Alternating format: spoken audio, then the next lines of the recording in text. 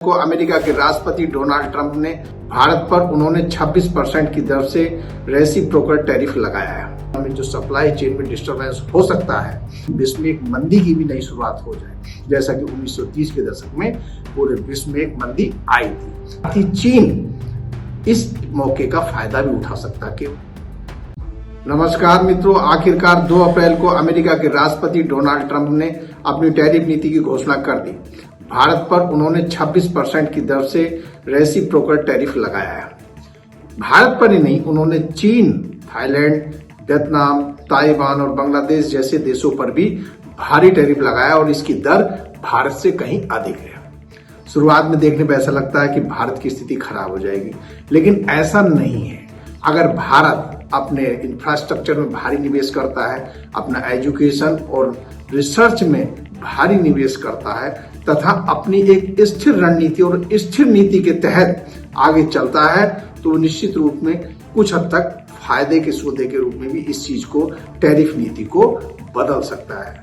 इसमें एक और अच्छी बात यह है, भारत के लिए राहत भरी खबर है कि ट्रंप ने फार्मास्यूटिकल तथा सेमीकंडक्टर के क्षेत्र में भारत को राहत प्रदान कर दी है। ऐसे में भारत कुछ क्षेत्रों में अपने आप को अगुवा घोषित करके सप्लाई चेन में अपने आप को और अधिक अच्छे से जोड़ सकता है तथा इस समय ट्रंप की नीति के कारण पूरी दुनिया में जो सप्लाई चेन में डिस्टरबेंस हो सकता है, एक तरह से मंदी की भी आशंका जताई जा रही थी। कहीं ऐसा ना हो कि विश्व में एक मंदी की भी नई शुरुआत हो जाए, जैसा कि 1930 के दशक में पूरे विश्व में एक मंदी आई थी।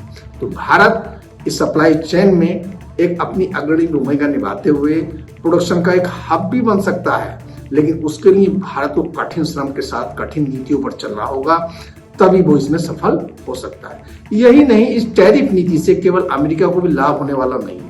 अभी देखने में ऐसा आएगा कि निश्चित रूप से अमेरिका के लोगों को महंगे सामान खरीदनी पड़ेंगे, वहां पर महंगाई की दर बढ़ेगी।